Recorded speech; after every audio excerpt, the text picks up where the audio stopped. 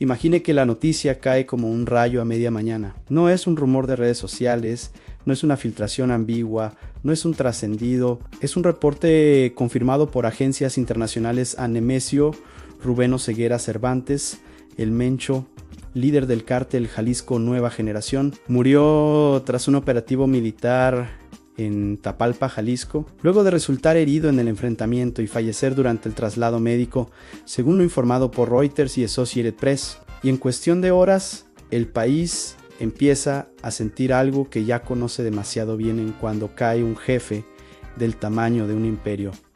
El silencio nunca dura mucho, porque la muerte del Mencho no llegó sola, llegó acompañada de fuego. Reportes internacionales describieron bloqueos, quema de vehículos y ataques en distintas zonas. Tras la confirmación del operativo, Reuters señaló que la violencia se extendió en varios estados con carreteras cerradas y afectaciones en áreas sensibles, incluso con suspensión de vuelos en algunas regiones ante el riesgo generado por los disturbios. Associated Press habló de una reacción amplia y coordinada que dejó claro que la estructura no estaba paralizada. Eso fue lo que realmente sacudió al país. No solo cayó el líder, sino que la organización respondió casi de inmediato, y ahí es donde empieza la verdadera historia. Porque cuando la gente escucha murió el capo, lo primero que piensa es se acabó. Pero la lógica criminal funciona distinto. El CJNG no era un grupo improvisado, sostenido por el carisma de un solo hombre. Era una estructura con mandos regionales, células Agmadaus, operadores financieros, rutas internacionales y redes de protección que operaban más allá de una sola figura. Reuters lo describió como una de las organizaciones criminales más poderosas y violentas del país, con capacidad de expansión rápida y control territorial agresivo. Y cuando una estructura así pierde a su líder, no desaparece y se reconfigura. Lo que México vivió hoy fue el reflejo inmediato de esa reconfiguración.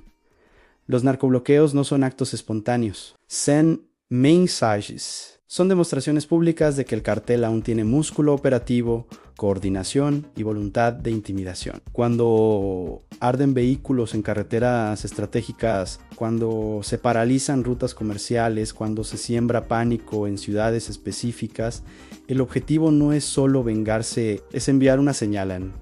Seguimos aquí. Y esa señal importa porque el miedo es un activo.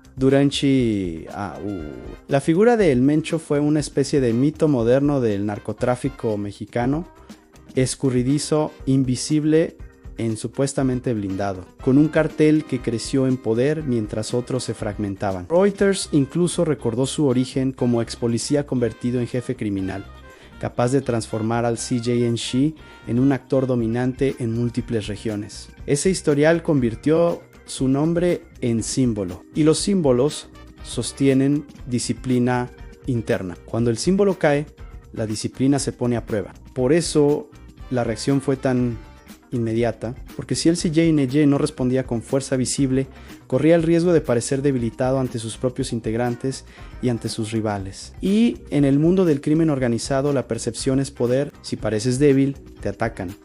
Si pareces fracturado, te absorben. Si pareces vulnerable, ci traicione. La respuesta de hoy fue, en parte, una operación psicológica, pero también fue el inicio de un periodo extremadamente delicado. La caída de un líder así abre tres tensiones simultáneas. La primera es interna: ¿quién toma el mando? ¿Existe un heredero designado o habrá competencia entre lugartenientes? En estructuras criminales complejas, la sucesión rara vez es limpia. Puede haber acuerdos previos, puede haber pactos silenciosos o puede haber ambición pura. La segunda tensión es externa. Los rivales observan y cuando detectan un momento de vulnerabilidad, avanzan. El crimen organizado funciona como un ecosistema competitivo. Si una organización pierde cohesión, otras intentan ganar territorio. Eso puede detonar enfrentamientos en plazas estratégicas. La tercera tensión es institucional. El Estado debe decidir cómo capitalizar el golpe, sin permitir que el vacío se convierta en guerra abierta, porque abatir al líder es un logro operativo.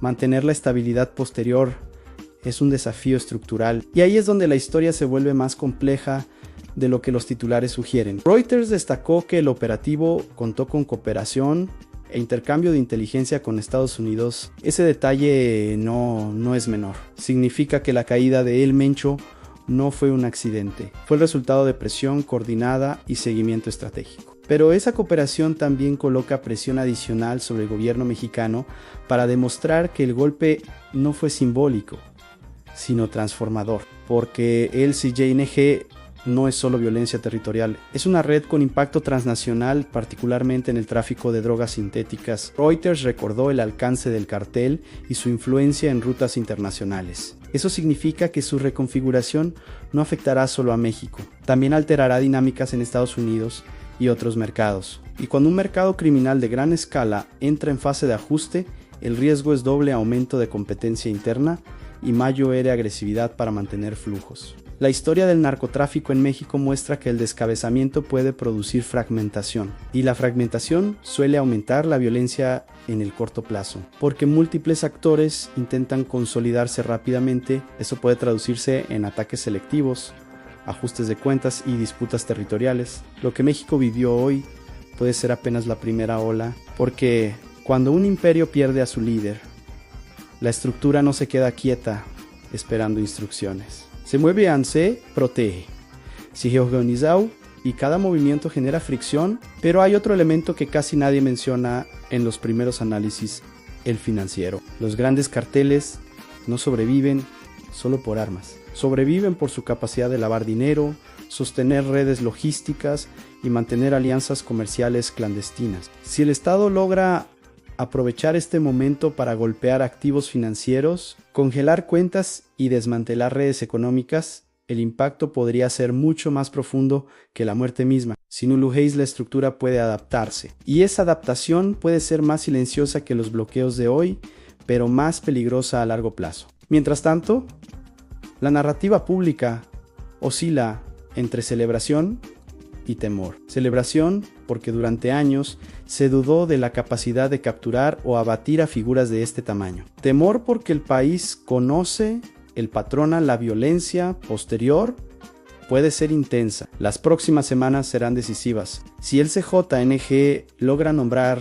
un sucesor fuerte rápidamente, podría intentar mostrar continuidad. Eso implicaría disciplina interna y posiblemente demostraciones estratégicas de poder. Si en cambio surgen fracturas visibles, el escenario puede convertirse en una guerra de facciones. En ambos casos, el impacto social será tangible, porque cada ajuste criminal tiene efecto en comunidades, negocios, transporte, turismo y economía local. Reuters reportó afectaciones inmediatas, incluidas cancelaciones de vuelos y bloqueos carreteros.